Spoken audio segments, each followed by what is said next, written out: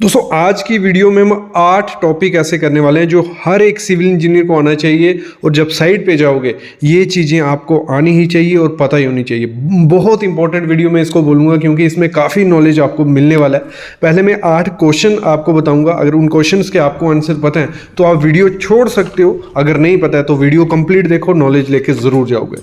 तो उससे पहले प्लीज़ चैनल को सब्सक्राइब कर लो और बेल आइकन दबा लो। तो पहला क्वेश्चन है stub column, floating column, pickup column, ये क्या होता है। दूसरा, ब्रिक मैसनरी जो ईंट का वर्क है प्लिंथ बीम के होने के बाद कितने दिन बाद कर देते हैं। फाउंडेशन का क्या काम होता है और जो हाकिंग की जाती है, टाचा मारा जाता है, उसका परफेक्ट पीरियड कौन सा होता है। क्या होता है अगर हम किसी बीम में एक्सेस स्टील डाल देते हैं। और अगर हम बात करें कॉलम की कास्टिंग के बाद कितने दिन के बाद हमें उस पर स्लैब करनी होती है।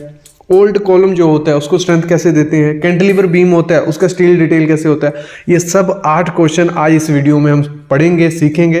तो स्टार्ट किससे करते हैं, फ्लोटिंग कॉलम से स्टार्ट करते हैं कि फ्लोटिंग कॉलम क्या होता है, पिकअप कॉलम क्या होता है और स्टब कॉलम क्या है। अगर मैं बात करूं, ये तीनों चीजें एक ही है। फ्लोटिंग कॉलम नाम से ही पता चल रहा है कि फ्लोट कर रहा होगा कॉलम। पिकअप और स्टब कॉलम तो होता क्या है, नीचे से जो हमारे कॉलम निकलते हैं फुटिंग से फिर ऊपर जाते हैं, वो हमारे नॉर्मल कॉलम हो गए, उनका कोई दिक्कत नहीं है। लेकिन फ्लोटिंग कॉलम क्या होते हैं, हमारा जैसे ही फर्स्ट फ्लोर या सेकंड फ्लोर होता है तो हमें कॉलम की ज़रूरत पड़ती है किसी भी पर्पस के लिए। अगर हम बात करें एलिवेशन देने के लिए, थोड़ा एक्स्ट्रा लोड उठाने के लिए, तो हम एक कॉलम प्रोवाइड करते हैं बीम के बीच में से ही, या स्लैब के ऊपर से कर देते हैं या बीम के ऊपर से ही। मतलब डायरेक्ट वो फुटिंग से टच नहीं होता कॉलम, वो किसी बीम से या स्लैब में से निकलता है। उसे हम स्टब कॉलम, पिकअप और फ्लोटिंग कॉलम बोलते हैं। इसको प्रोवाइड कर देते हैं, लोड डिस्ट्रीब्यूट हो जाता है बीम के। बीम क्या करता है, जो मेन कॉलम होते हैं उनके ऊपर कर सकते हैं। हम इसको एक सेकेंडरी कॉलम भी बोल सकते हैं। और इसका फेलियर के चांसेस रीजन कब रहता है, जब अर्थक्वेक वगैरह आता है, जहाँ मूवमेंट्स लगते हैं साइड से, तो तब थोड़ा प्रेशर पड़ता है बीम पे या स्लैब पे, तो तब फेलियर के चांसेस रह सकते हैं। लेकिन मोस्टली इसको इस हिसाब से डिज़ाइन किया जाता है कि ये हम किसी एग्जिस्टिंग स्लैब या बीम में से निकालते हैं। क्लियर, इतना क्लियर हो गया फ्लोटिंग, बीम और स्टब। ये गैमन इंडिया में इंटरव्यू क्वेश्चन पूछा गया था, 2 साल का एक्सपीरियंस था स्टूडेंट का। नेक्स्ट जो क्वेश्चन है ये भी एक्सपीरियंस वाला ही है कि ब्रिक मैसनरी आप प्लिंथ बीम पे कितने दिन बाद कर सकते हो। जैसे आज आपका प्लिंथ बीम की कास्टिंग हुई, इसका कंक्रीट हो गया, ठीक है, उसके बाद कब आप उस पर ब्रिक मैसनरी करनी चाहिए। ऐसे तो लोग क्या पता आज 8 घंटे पहले कास्टिंग की, कंक्रीट किया और उसके बाद कर लेते हैं। लेकिन इसका बेस्ट तरीका ये है कि आपको रुकना है थोड़ा देर।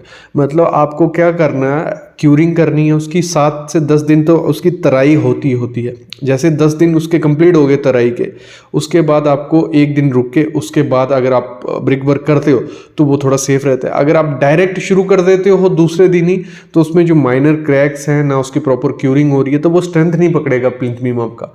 भले आपका कॉन्ट्रैक्टर बोलता है, जहाँ आपका बिल्डर बोलता है, आप साइड वाइज दूसरे वर्क कर सकते हो, लेकिन मेरे ख्याल में टेक्निकली देखा जाए तो आप डायरेक्ट अगर दूसरे दिन या तीसरे दिन उस पर कर देते हो तो वो ख़राब चीज़ है। अगला है why building need foundation. Foundation क्यों ज़रूरी होती है किसी बिल्डिंग के लिए। फाउंडेशन हो गई या हम बात करें फुटिंग हो गई। देखो, अगर हम फुटिंग या फाउंडेशन नहीं देंगे तो काफ़ी चीज़ें हैं, फेलियर्स आ जाएंगे, मतलब अर्थ के हो आएगा। क्योंकि देखो किसी भी चीज़ को अगर हम ऐसे डायरेक्ट एक पेन लेते हैं, उसको खड़ा कर देते हैं हवा में, ठीक है, एक प्लेन सरफेस है, उसको खड़ा कर दिया, उसको प्रेशर हवा लगाएंगे, हवा मारेंगे तो वो गिर जाएगा। लेकिन अगर वही पेन थोड़ा अगर मतलब कोई आधा इंच नीचे गाड़ा गया किसी में और फिर हवा मारेंगे, वो रुका रहेगा। सिंपल भाषा में इसको समझो कि जो फुटिंग है हमारा, वो एक तो लोड डिस्ट्रीब्यूट भी कर रही है, एक हमारे घर को या बिल्डिंग को पकड़ के भी रख रही है। दूसरा जो काफ़ी चीज़ें होती हैं, क्रैक्स मतलब सेटलमेंट, उसको भी काउंटर करती हैं जो हमारी फुटिंग फाउंडेशंस होती हैं। क्लियर, ऐसे तो काफ़ी चीज़ें होती हैं, बेसिक में आपको ऊपर से बता रहा हूँ चीज़ों का। नेक्स्ट क्वेश्चन है जो हाकिंग की जाती है। जिन लोगों को हाकिंग पता नहीं है, क्या किया जाता है, जो हमारे आरसीसी मेंबर होते हैं उनको रफ किया जाता है। बीम हो गया, कॉलम हो गया, जहाँ भी प्लास्टर आना होता है उधर, जहाँ कुछ भी उसको सिर्फ स्मूथ सरफेस पे अगर हम प्लास्टर करेंगे वो निकल आएगा। तो उस पर हम थोड़े निशान डालते हैं या उस पर हम टाचा करते हैं, हाकिंग करते हैं, वो होता है प्रोसेस हाकिंग का। तो हाकिंग हमें कब करना चाहिए, उसका सही टाइम क्या है हाकिंग करने का। तो अगर मैं बात करूँ देखो विंटर में क्या होता है, जो अगर आपकी शटरिंग खुल रही है, डी शटरिंग हो रही है कॉलम की 24 घंटे बाद, तो मेरे ख्याल में 24 घंटे के बाद आपको उसको हाकिंग नहीं करना है। अप्रॉक्स 2 से 3 दिन रुकिए, उसके बाद हाकिंग करिए, क्योंकि अगर आप तुरंत कॉलम खुलने के बाद हाकिंग करने जाते हैं तो माइनर क्रैक्स स्टार्ट हो जाते हैं, वो काफ़ी फेलियर तक जा सकते हैं। तो 2-3 दिन रुकिए। समर में आपको क्या करना है, आप दूसरे या तीसरे दिन उसको कर सकते हो। मोस्टली मैंने देखा है साइड पे गलती करते हैं, जैसे अभी कॉलम खुला, उसकी क्यूरिंग तक नहीं की, तभी हाकिंग स्टार्ट कर देते हैं, वो गलत है। और बीम का अगर हम बात करें, बीम का आपका स्पान पे डिपेंड है और कब उसकी डी शटरिंग हो रही है, 14 दिन बाद होती है, 21 दिन बाद। जैसे डी शटरिंग होती है उसके 1 दिन बाद आप हाकिंग कर सकते हो। अगर ज़्यादा डिले भी किया हाकिंग करने में तब भी दिक्कत आती है, प्रॉपर से हाकिंग नहीं होता है, आपके कॉर्नर्स टूट सकते हैं, टाइम लग सकता है, लेबर लग सकती है, तो ये दिक्कत आती है। अगला क्वेश्चन था कि एक्सेस स्टील अगर अभी किसी बीम में या कॉलम में किसी में भी एक्सेस स्टील हो जाए, ज़्यादा स्टील डाल दिया। मोस्टली मैंने देखा है कुछ कॉन्ट्रैक्टर का माइंडसेट इस तरह से होता है कि ज़्यादा स्टील डाल देंगे कुछ नहीं होगा। स्लैब में मैंने देखा है एक्सेस स्टील डाला जाता है, फिर बीम में, कॉलम में, तो ये ख़राब चीज़ है। आपको कभी भी एक्सेस स्टील नहीं डालना है, जितना उसमें रिक्वायरमेंट होती है। ये वीडियो में लेके आऊँगा कि हर एक कॉलम, बीम, स्लैब का एक थंब रूल भी है और IS कोड ने भी कहा है कि इतना परसेंटेज उसमें स्टील होना चाहिए, इससे ज़्यादा उसमें नहीं होना चाहिए। तो अगर एक्सेस स्टील आप डाल देते हो तो जो हमारा फेलियर होता है किसी चीज़ का, अगर हमने एक एग्जांपल लेते हैं, घर की कंस्ट्रक्शन की एक बीम बनाया हमने, उसमें एक्सेस स्टील डाल दिया और उस पर कुछ शादी वादी थी, लोग वोग चढ़ गए, काफ़ी लोड हो गया और सडन फेलियर होगा उस चीज़ का, मतलब आपको पता भी नहीं चलेगा और डायरेक्ट वो बीम कोलैप्स करेगा, मतलब ब्रिटल सा हो जाता है वो चीज़, ठीक है। और विदाउट कोई क्रैक या विदाउट कोई मतलब ऐसे निशान की एकदम से फेलियर हो जाएगा। लेकिन अगर आपने थोड़ा उसमें कम रीइंफोर्समेंट डाली है, पहले वो क्रैक होगा, थोड़ा बेंड होगा, शायद क्रीप उसमें दिखेगी, उसके बाद वो डायरेक्ट फेल होगा, तो उससे आपको आइडिया लग जाएगा फेलियर होने वाला है। तो अगर एक्सेस स्टील डाल दिया वो एकदम से फेलियर होगा, वो काफ़ी बड़ा खराब चीज़ है। देखो अगला क्वेश्चन पूछा जाता है कि कितने दिन बाद कॉलम की कास्टिंग के बाद हम जो है स्लैब करते हैं। देखो कॉलम की कास्टिंग मोस्टली मैंने देखा है, अगर कोई छोटा घर भी है 10 से 12 कॉलम उसमें रहेंगे, तो वो 10 से 12 कॉलम एक दिन में कास्ट नहीं किए जाते, वो धीरे धीरे स्टेप बाय स्टेप होते हैं, मतलब 2-3 ऐसे। तो जो फर्स्ट कॉलम पे किया होता है उसको भी टाइम मिल जाता है। फिर उसके बाद जैसे कॉलम हमारे कंप्लीट हो गए, उसके बाद शटरिंग का प्रोसेस स्टार्ट होता है, उसमें भी टाइम जाता है 10 दिन का। तो फिर जैसे शटरिंग हो जाता है तो उसमें सपोर्ट्स लगाई जाती हैं।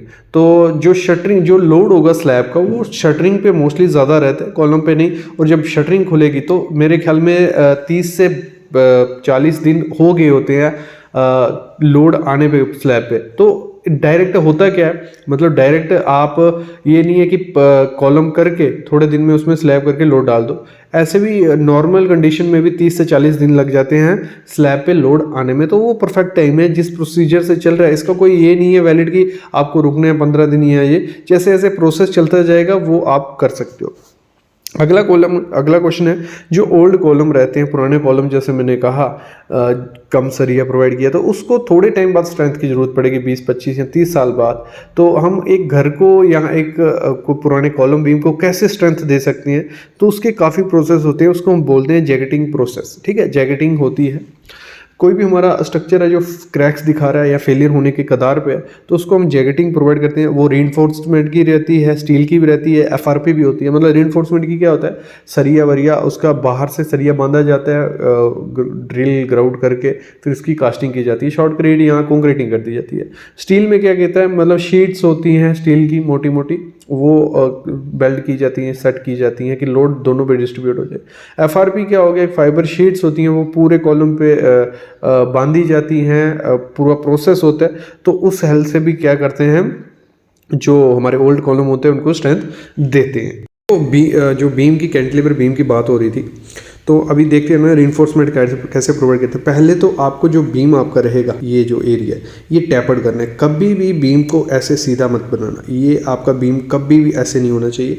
मतलब इसको आपको थोड़ा टैपर्ड रखना है। जैसे टैपर्ड क्या हो गया, मतलब ये ऐसे, मतलब ऐसे आपका टैपर्ड हो गया, ठीक है। मतलब ये वाला पोर्शन आपका मोटा हो जाएगा, ये पतला हो जाएगा। इस तरीके से आपको हमेशा बीम को रखना है। पहले ये क्लियर हो गया। उसके बाद जो हमारी रीइंफोर्समेंट रहती है, अगर हम रीइंफोर्समेंट की बात करें, तो ये हमारी जो टॉप रिइंफोर्समेंट है वो ऐसे जा रही है, ये पीछे चली जाएगी, जो हमारा पीछे से बीम आ रहा होगा जहाँ स्लैब होगी उसमें चले जाएगी, और नीचे की रिइंफोर्समेंट जो होगी वो ऐसे और ऐसे नीचे हो जाएगी। ठीक है, ये इसकी डेवलपमेंट लेंथ बन गई।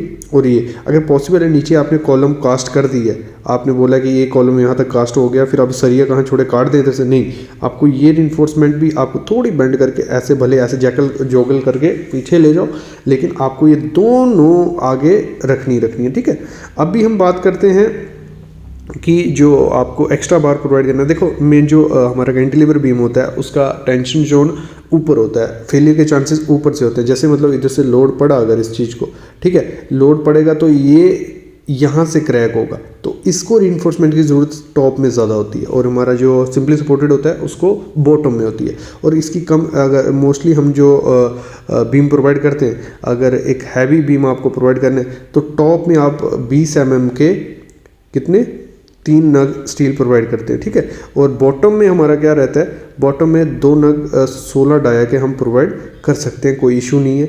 बाकी आपको बेसिक आपको दिख रहा है कि आपको जो स्पेसिंग देनी है इसकी स्टीरअप्स की, तो वो आपको 100 mm पे देनी है। ऐसे आपको 100 mm पे 4 इंच पे आपको क्या करना है, प्रोवाइड कर देना है। और मोस्टली आपको बीम जो कैंटिलीवर बीम है उसकी आपको मोटाई वगैरह कितनी रखनी होती है, आगे से अगर हम बात करें यहाँ से आप 150 mm रख सकते हो, और पीछे से आपको 350 से 400 mm रखनी होती है। क्लियर, बीम की इस हिसाब से कर सकते हैं, एक थंब रूल है, आप इसको फॉलो कर सकते हो, और बेसिक यही है, और सिंपल इसका कटलमेंट का डिटेल होता है। तो आई होप आपको वीडियो पसंद आई होगी। आज हमने काफ़ी चीज़ें क्लियर की। अगर ऐसी वीडियो आप चाहते हो और जिसमें वाई सीरीज़, हम वाई सीरीज़ इसको बोलेंगे, जिसमें क्यों कैसे क्या किया जाता है वो सब चीज़ें सीखी हमने, तो ऐसी वीडियोस मैं लाता रहूँगा। बस आप चैनल को सब्सक्राइब करके रखिए। 1 मिलियन अभी हमें कंप्लीट करना है मिलके, तो वो हेल्प करिए, शेयर करिए दोस्तों के साथ, और जिन्होंने सब्सक्राइब नहीं किया वो कर लीजिए। Thank you guys.